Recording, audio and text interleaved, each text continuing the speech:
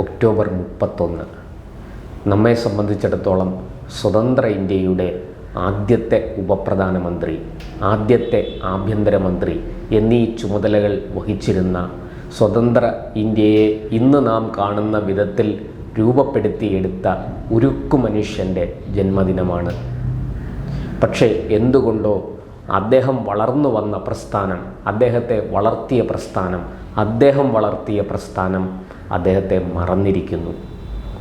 ഇന്ന് ഇന്ത്യയുടെ പ്രധാനമന്ത്രിയായിരുന്ന ശ്രീമതി ഇന്ദിരാഗാന്ധിയുടെ ചരമദിനം കൂടിയാണ്.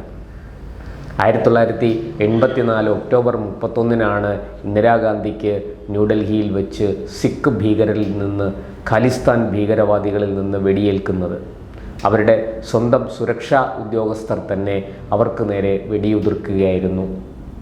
ഇന്ന് ആ ഇന്ദിരയുടെ ചരമദിനം നമ്മൾ ആചരിക്കുന്നുണ്ട്, വേണ്ടത് തന്നെ.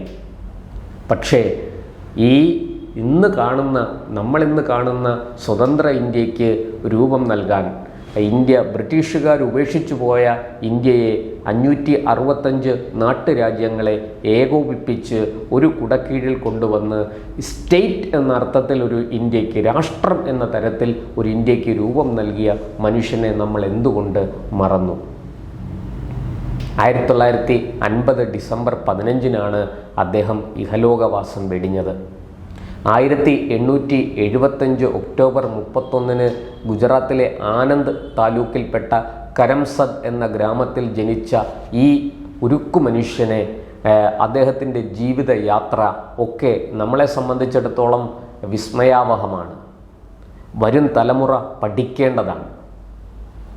അദ്ദേഹത്തിൻ്റെ ഒരു പൂർണ്ണകായ പ്രതിമ നമുക്കറിയാം, ഗുജറാത്തിൻ്റെ തലസ്ഥാനത്ത് അഹമ്മദാബാദിൽ സ്ഥാപിച്ചിട്ടുണ്ട്. അത് നമ്മുടെ ഇന്നത്തെ പ്രധാനമന്ത്രി ഗുജറാത്തിൽ മുഖ്യമന്ത്രി ആയിരുന്നപ്പോൾ ശ്രീമാൻ നരേന്ദ്രമോദി സ്ഥാപിച്ചതാണ്. സ്റ്റാച്യു ഓഫ് യൂണിറ്റി എന്നാണ് അദ്ദേഹം അതിന് പേര് കൊടുത്തത്. ഐക്യത്തിൻ്റെ പ്രതിമ, ഏകതയുടെ പ്രതിമ എന്നൊക്കെയാണ് അതിന് അർത്ഥം കൽപ്പിക്കേണ്ടത്. അങ്ങനെ നമ്മുടെ സ്വാതന്ത്ര്യ സമരത്തിന് ഉൾപ്പെടെ വലിയ സംഭാവനകൾ നൽകി രാഷ്ട്രം സ്വതന്ത്രമായപ്പോൾ ആ രാഷ്ട്രത്തെ രാഷ്ട്രമായി പുനർനിർമ്മിക്കുന്നതിന് അടിത്തറ പാകിയ മനുഷ്യനാണ് സർദാർ വല്ലഭഭായ് പട്ടേൽ. ആ പട്ടേലിനെ എന്തുകൊണ്ടോ ആധുനിക ഇന്ത്യ എന്ന് പറഞ്ഞുകൂടാ, ആധുനിക ഇന്ത്യയിലെ കോൺഗ്രസ് എന്ന മഹത്തായ പ്രസ്ഥാനം മറന്നു. 1950 ശേഷം നമ്മുടെ രാജ്യത്ത് സ്വതന്ത്ര ഇന്ത്യയിൽ നമ്മൾ രൂപം നൽകിയ പാഠപുസ്തകങ്ങളിലെല്ലാം, നമ്മൾ രൂപം നൽകിയ ചരിത്ര പുസ്തകങ്ങളിലെല്ലാം ഏറ്റവും കൂടുതൽ ഉയർത്തി കാണിച്ചത് 2 പേരുകളാണ്. ഒന്ന് മോഹൻദാസ് കരംചന്ദ് ഗാന്ധി, 2 ജവഹർലാൽ നെഹ്റു. മറ്റ് സ്വാതന്ത്ര്യ സമര സേനാനികളെ എന്തുകൊണ്ടോ ഒരു പടിയെങ്കിലും താഴെ നിർത്താനാണ് സ്വതന്ത്ര ഇന്ത്യയിൽ ബോധപൂർവമോ അല്ലാതെയോ ഉള്ള ശ്രമം നടന്നത്. അതിൻ്റെ ഭാഗമായിട്ടായിരിക്കണം ഈ സർദാർ വല്ലഭഭായ് പട്ടേൽ നമ്മുടെ രാജ്യത്തെ വരും തലമുറകളിൽ, പുതിയ തലമുറയിൽ അദ്ദേഹത്തെക്കുറിച്ചുള്ള ഓർമ്മകൾ, അദ്ദേഹത്തെക്കുറിച്ചുള്ള അറിവ് ഒക്കെ ശുഷ്കമായി പോയതിന് കാരണം ഒരു പക്ഷേ അതായിരിക്കും. പകരം നെഹ്റുവിന് നമ്മൾ വലിയ പ്രാധാന്യം കൊടുത്തു. ഇന്ത്യയുടെ ആദ്യത്തെ പ്രധാനമന്ത്രിയാണ്, സ്വാതന്ത്ര്യ സമര സേനാനിയാണ്, ഒക്കെ ശരിയാണ്. പക്ഷേ പട്ടേലിനെ വിസ്മരിച്ചുകൊണ്ട് വേണോ കോൺഗ്രസ് നെഹ്റുവിനെ വാഴ്ത്താൻ? ഈ ചോദ്യമാണ് ഉയരുന്നത്.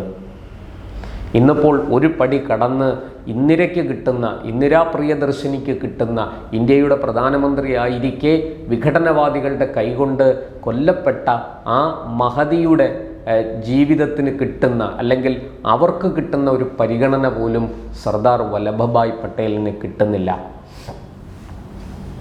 ഇപ്പോഴും ആ നെഹ്റുവിൻ്റെ കുടുംബം ഇന്നും സജീവ രാഷ്ട്രീയത്തിൽ തുടരുന്നു. രാഹുലായാലും പ്രിയങ്കയായാലും നാളെ പ്രിയങ്കയുടെ മക്കൾ പോലും സജീവ രാഷ്ട്രീയത്തിലേക്ക് കടന്നു വരും എന്നാണ് പറഞ്ഞു കേൾക്കുന്നത്. ഇപ്പോൾ തന്നെ അവരുടെ ഭർത്താവ് പോലും പാർലമെൻ്ററി പൊളിറ്റിക്സിലേക്കും സജീവ രാഷ്ട്രീയത്തിലേക്കും കടന്നു വരാൻ താൻ അങ്ങേയറ്റം തൽപരനാണെന്ന് അറിയിച്ചു കഴിഞ്ഞിരിക്കുന്നു. എന്നാൽ സർദാർ വല്ലഭഭായ് പട്ടേലിൻ്റെ കുടുംബം, അദ്ദേഹത്തിൻ്റെ പിൻഗാമികൾ, അദ്ദേഹത്തിൻ്റെ അനന്തര തലമുറ എവിടെയാണെന്നും ആരാണെന്നും ഒന്നും അറിയുന്ന അവസ്ഥയിലല്ല. അവരൊക്കെ ജീവിക്കുന്നുണ്ട്. പക്ഷേ അവരെ ഒന്നും നമ്മൾ സജീവ രാഷ്ട്രീയത്തിൽ കാണുന്നില്ല, നമ്മുടെ അധികാര കേന്ദ്രങ്ങളിൽ കാണുന്നില്ല. അങ്ങേയറ്റം നിസ്വാർത്ഥമായി രാഷ്ട്രത്തിന് വേണ്ടി ജീവിച്ചു മരിച്ച മനുഷ്യനാണ് ഈ ഉരുക്കു മനുഷ്യൻ എന്നറിയപ്പെടുന്ന പട്ടേൽ. അദ്ദേഹം ഗുജറാത്തിലാണ് ജനിച്ചതെങ്കിലും കാശ്മീർ മുതൽ കന്യാകുമാരി വരെ ഭാരതത്തെ ഒറ്റക്കെട്ടായി നിർത്താൻ ഏറ്റവും കൂടുതൽ പരിശ്രമിച്ച ആളാണ്. അദ്ദേഹത്തിനോടൊപ്പം വലങ്കയായി പ്രവർത്തിച്ചത് ഒരു മലയാളിയായിരുന്നെന്ന് കൂടി നമ്മൾ ഓർക്കണം. VP മേനോൻ എന്നാണ് ആ മലയാളിയുടെ പേര്. വാലപ്പാട്ട് പങ്കുണ്ണി മേനോൻ എന്ന ഒറ്റപ്പാലംകാരൻ സർദാർ വല്ലഭായ് പട്ടേലിൻ്റെ വലങ്കയായിരുന്നു. തിരുവിതാംകൂർ ഈ 565 നാട്ടുരാജ്യങ്ങളെ പട്ടേലിന് വേണ്ടി ഒരുമിപ്പിക്കാൻ ഏറ്റവും കൂടുതൽ പരിശ്രമിച്ച ഒരു മനുഷ്യനാണ് VP മേനോൻ. പട്ടേലിൻ്റെ നിർദ്ദേശാനുസരണമാണ് അദ്ദേഹം ഈ രാജ്യത്തെമ്പാടും യാത്ര ചെയ്ത് നാട്ടുരാജാക്കന്മാരെ കണ്ട് ഇന്ത്യൻ യൂണിയനിൽ ലയിക്കാൻ പ്രേരിപ്പിച്ചത്.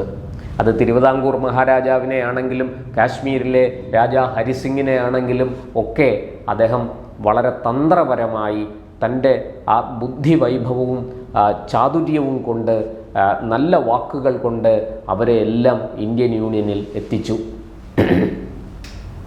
ഒരുപാട് കഥകൾ അതിനെക്കുറിച്ച് പറയാനുണ്ട്. ചരിത്രത്താളുകളിൽ ഇടം പിടിച്ചിരിക്കുന്ന നമ്മളെല്ലാം കോരിത്തരിപ്പിക്കുന്ന നിരവധി സംഭവങ്ങൾ നമുക്ക് പറയാനുണ്ട്. ഞാനിപ്പോൾ അതിലേക്കൊന്നും പോകുന്നില്ല. പക്ഷേ ഒരു കാര്യത്തിൽ വലിയ സങ്കടം തോന്നുന്നു. ഇന്ത്യൻ നാഷണൽ കോൺഗ്രസ് പട്ടേലിനെ പൂർണ്ണമായും മറന്നിരിക്കുന്നു. ഇന്ന് ആ പട്ടേലിനെ സ്വീകരിച്ചിരിക്കുന്നത്, ആ പട്ടേലിനെ ഏറ്റെടുത്തിരിക്കുന്നത് RSSഉം സംഘപരിവാർ സംഘടനകളുമാണ്. ഇന്ന് നമ്മുടെ രാജ്യം ഭരിക്കുന്ന BJPയും ഒരു ഗുജറാത്തിൽ നിന്നുള്ള ഒരാൾ പ്രധാനമന്ത്രിയായി തുടരുമ്പോൾ തീർച്ചയായിട്ടും അദ്ദേഹം ഗുജറാത്തിൽ നിന്നുള്ള ഒരു നേതാവിനെ രാഷ്ട്രീയം നോക്കാതെ ഉയർത്തി കാണിക്കും എന്ന് തീർച്ചയാണ്. പക്ഷേ അതിനപ്പുറത്തേക്ക് പട്ടേൽ എന്ന മനുഷ്യൻ ഇന്ത്യ മുഴുവനും നിറഞ്ഞു നിൽക്കുന്നു. അങ്ങനെ നിറഞ്ഞു നിൽക്കുന്ന പട്ടേലിനെ അങ്ങേയറ്റം ആദരവോടുകൂടി ഓർമ്മിക്കാൻ ഇന്ത്യയുടെ പ്രധാനമന്ത്രി നരേന്ദ്രമോദിക്ക് കഴിയുന്നുണ്ടെന്നുള്ളത് ഒരു ആശ്വാസകരമായ കാര്യമാണ്. ഇന്ത്യൻ നാഷണൽ കോൺഗ്രസ് മറന്നെങ്കിലും പ്രധാനമന്ത്രി നരേന്ദ്രമോദിയും ദേശീയ പ്രസ്ഥാനങ്ങളും അദ്ദേഹത്തെ മറന്നില്ല. ആര്യസമാജം ഉൾപ്പെടെ, ബ്രഹ്മസമാജം ഉൾപ്പെടെ അന്ന് ഇന്ത്യയിൽ പ്രവർത്തിച്ചിരുന്ന നവോത്ഥാന സംഘടനകളെല്ലാം സർദാർ പട്ടേലിന് വലിയ മാന്യത കൽപ്പിച്ചിട്ടുണ്ട്, അദ്ദേഹത്തെ ആദരിച്ചിട്ടുണ്ട്. അദ്ദേഹത്തിൻ്റെ വാക്കുകൾക്ക് വലിയ വില അവരെല്ലാവരും കൊടുത്തിരുന്നു. രാജ്യത്തെ ഏകശിലാരൂപത്തിൽ സംഘടിപ്പിക്കാനും അതിനെ മുന്നോട്ട് നയിക്കാനും അതിന് ശക്തമായ ഒരു അടിത്തറയിടാനും ഒക്കെ പട്ടേലിൻ്റെ കൂർമ്മ ബുദ്ധിക്ക് സാധിച്ചു. അന്ന് ഈ ഒരു 1950 ഇന്ത്യ സ്വതന്ത്ര പരമാധികാര റിപ്പബ്ലിക്കായി രൂപപ്പെടുന്നതിന് കാരണം പട്ടേലിനെ പോലെയുള്ള നിരവധി മനുഷ്യരുടെ ത്യാഗപൂർണമായ പ്രവർത്തനങ്ങളാണ്. ഒപ്പം അവരുടെ കൂർമ്മ ബുദ്ധിയും കൂടി ചേർന്നപ്പോൾ നമ്മുടെ രാജ്യം ഇന്ന് കാണുന്ന സുശക്തമായ ഒരു ജനാധിപത്യ സംവിധാനത്തിലേക്ക് വളർന്നു. പക്ഷേ എന്തുകൊണ്ടോ ഇതിനൊക്കെ നേതൃത്വം കൊടുത്തു എന്ന് അവകാശപ്പെടുന്ന ഇന്ത്യൻ നാഷണൽ കോൺഗ്രസ് പട്ടേലിനെ പോലെയുള്ളവരെ മറന്നു. 91 അദ്ദേഹത്തിന് ഭാരതരത്ന കിട്ടുന്നത്. അതുപോലെ BR അംബേദ്കറിനെ കോൺഗ്രസ് എല്ലാ കാലത്തും തമസ്കരിക്കാനാണ് ശ്രമിച്ചത്. പട്ടേലിനോട് അത്രയും ദ്രോഹം അവർ ചെയ്തില്ല എന്ന് നമുക്ക് ആശ്വസിക്കാം.